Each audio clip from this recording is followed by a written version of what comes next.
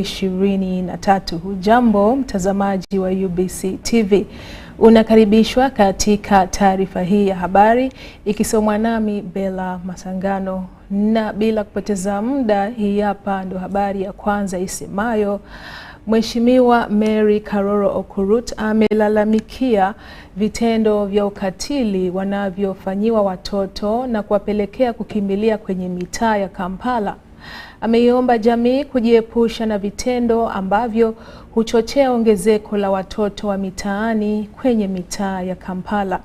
Aliyesema haya akiwa katika ziara ya ukaguzi wa kituo cha kuwatunza watoto wa mitaani na mayatima cha Uweso kilichopo Masulita, ambako mamia watoto wa mitaani na wengine hutunzwa.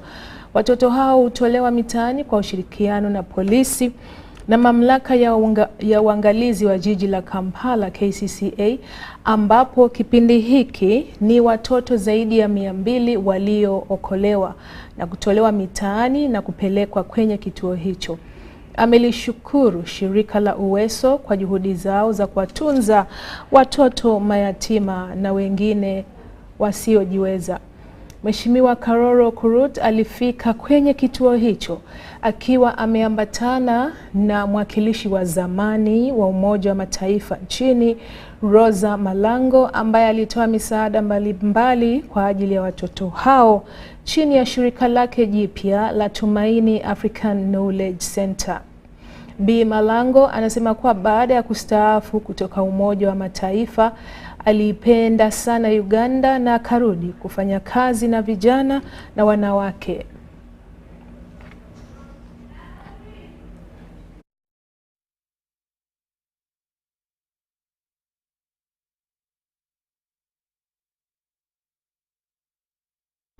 Muungano wa watengenezaji wa pombe Uganda Alcohol Industry Association umekutana na maafisa wa utendaji kujadili kuhusu mswada uliorejeshwa upya unaolenga kusimamia utengenezaji, uagizaji, uuzaji na matumizi ya pombe nchini. Mswada huo unalenga kutoa amri ya muda ambao pombe inatakiwa iuzwe na ni muda gani isiuzwe. Tarehe 14 Novemba, mbunge wa Tororo Sarah Opendi aliurejesha upya mswada huo bungeni. Baada ya mswada huo kurejeshwa upya, muungano wa watengenezaji wa pombe na maafisa wa utendaji wamekutana kujadili juu ya kurejeshwa kwa mswada huo. Wanaonya kwamba iwapo mswada huo utageuka kuwa sheria hiyo itafanya kazi zao kuwa ngumu, ambapo athari zake zitaathiri pia uchumi. Mkutano huo wa mashauriano ulifanyika katika Wizara ya Fedha, ulioongozwa kwa usaidizi wa Evelyn Anite, waziri wa nchi wa uwekezaji, na David Bahati, waziri wa nchi wa viwanda. Takwimu za hivi karibuni zinaonyesha kuwa shughuli za utengenezaji pombe chini ya muungano wao huchangia 35% ya mapato ya kodi, na huo ni mchango ambao Uganda haiwezi kupuuzia, kwa mujibu wa Mheshimiwa Evelyn Anite. Wanachama wa muungano huo wamewaomba wabunge kufikiri upya kuhusu mswada huo kabla ya kuupitisha.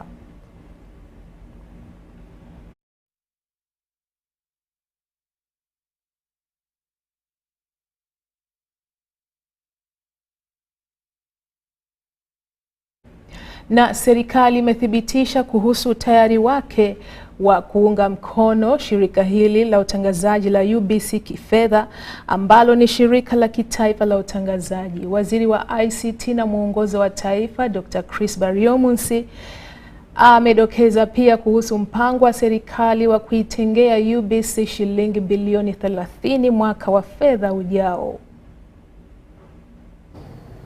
We have the commitment from the level of the president to see to it that funding for UBC continues to improve.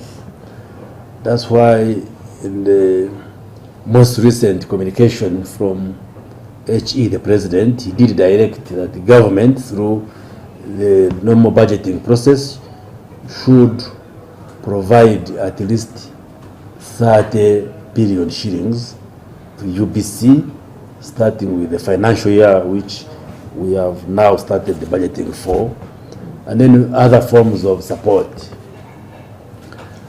The president has also even guided that we work around the clock to turn UBC into an international station to the level of Al Jazeera, BBC, CNN, so that it becomes not only a local station here in Uganda, but we raise it to a level of international standards.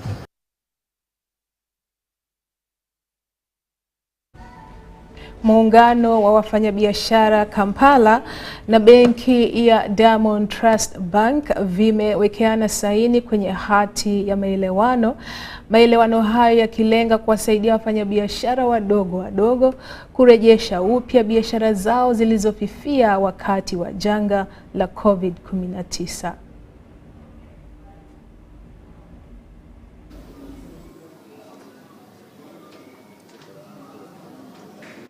Community to access loans at a very fair rate. Furthermore, we as Kasita, we shall assist the bank to make sure that we get reliable business people who can meet their obligation in a very flexible terms. And furthermore, we are rendering another special package where our members can utilize the Kasita village, which we're unveiling very soon, whereby even the financing can be got from Diamond Trust Bank. Business Recovery Fund is at 10% per annum in Uganda shilling as per the terms and conditions fixed by the government and Bank of Uganda. And whatever may be the application, we have the ability to provide whatever is needed for Kasita and its members, because it is with a support from the government under the scheme. Same is applicable under the Agricultural Credit Guarantee Scheme. There the interest rate is 12% as per the terms and conditions of ACF between the government, Bank of Uganda and commercial banks. So there is no cap. You can say whatever is there, unlimited amount is available for that, and there will not be any problem for non-availability of the funds because government is supporting for this. Why can't we take a commitment today that in next 5 years, DTB plus Kasita, we are going to plant 1 million trees? Can we agree to that?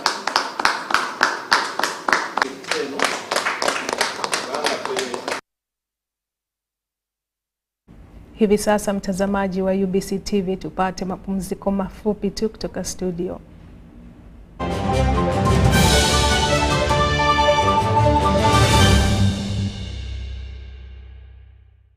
Meet Brian Namanya, a visionary and a game changer whose team at Tubayo is breathing new life into domestic tourism by curating exciting yet affordable experiences for Ugandans and foreigners to enjoy.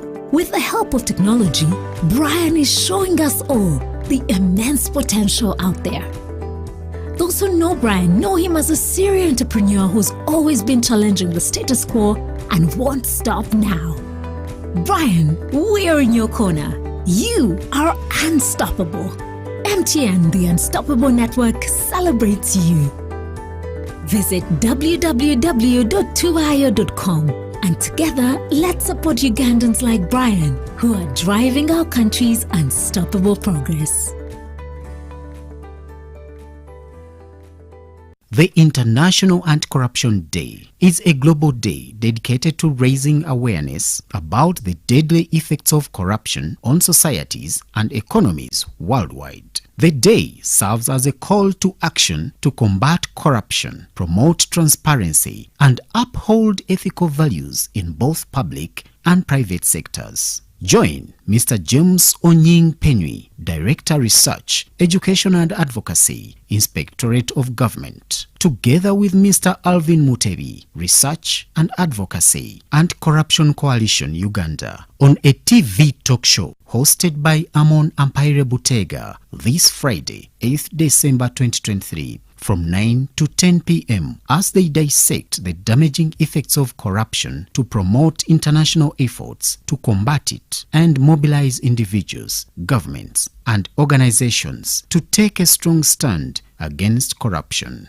Only on your public broadcaster, UBC, inspiring Uganda.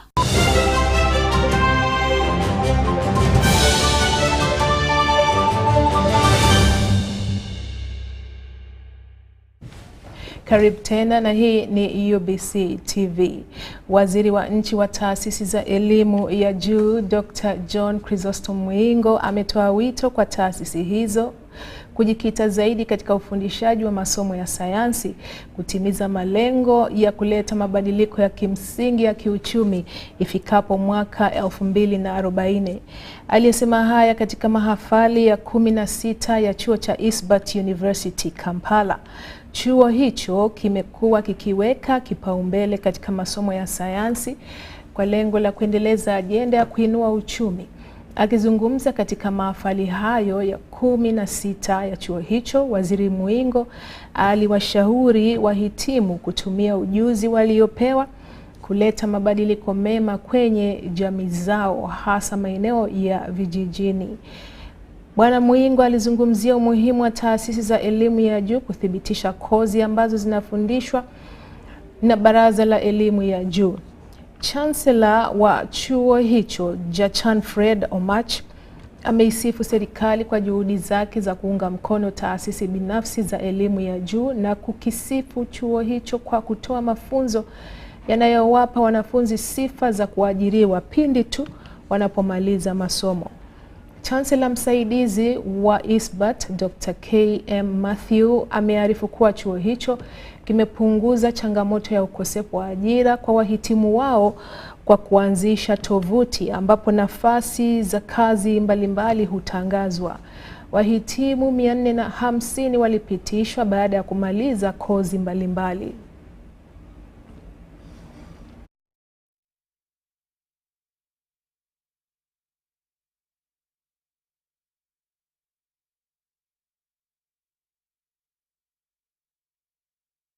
Na Uganda inaandaa warsha kuhusu kuimarisha ajenda ya wanawake, amani na usalama WPS katika eneo la Jumuiya ya Afrika Mashariki.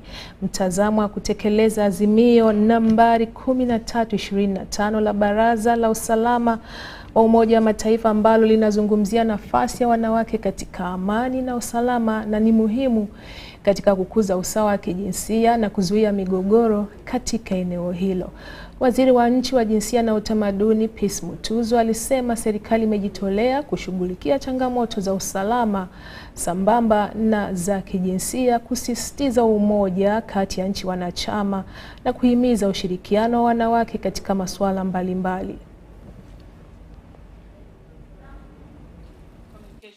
So today's meeting is one that will open us up to strategic engagements and positioning into real issues. The East African community has to review a number of laws, policies, placement of women in missions of security, negotiations is critically important. So we are looking at developing a cohort of women who are substantive enough to go and negotiate with the combatants on how to factor in women's interest in settlement of governments which are going to be democratic. Right now, in the conflict zone, where we have Kenya, former head of state, is negotiating peace and settlement for some certain countries, we have very limited number of women. We as the United Nations are looking forward to the adoption and implementation of this regional action plan, and we look forward to a continued fruitful partnership, not just with the East African community, but with East African community member states such as Uganda. Distinguished delegates, overall there has been an increase in number of women involved in formal political bodies in the region. We have an example of United Republic of Tanzania where we have a female president. Also including legislative and local government bodies like Burundi, Rwanda, Uganda, South Sudan, and the United Republic of Tanzania have legislated specific percentage quotas for women representation in the parliament. There also has been an increase in the number of women holding ministerial positions and leadership positions in the national human rights institutions. Issues of political participation, issues of human rights observance, not only first generation human rights, which I think someone alluded to in terms of political participation, but also second generation rights and minority rights. Does the National Action Plan address these issues?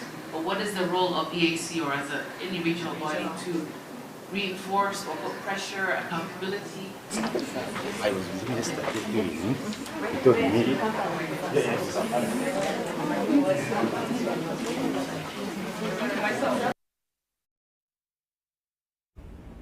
Na kufikia hapo, mtazamaji wa UBC TV, nasema asante kwa kutizama taarifa hii ya habari.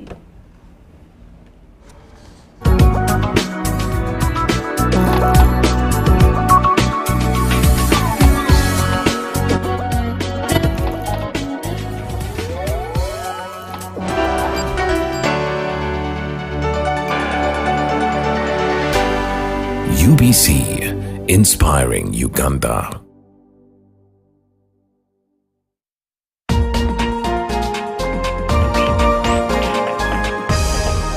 This week on UBC.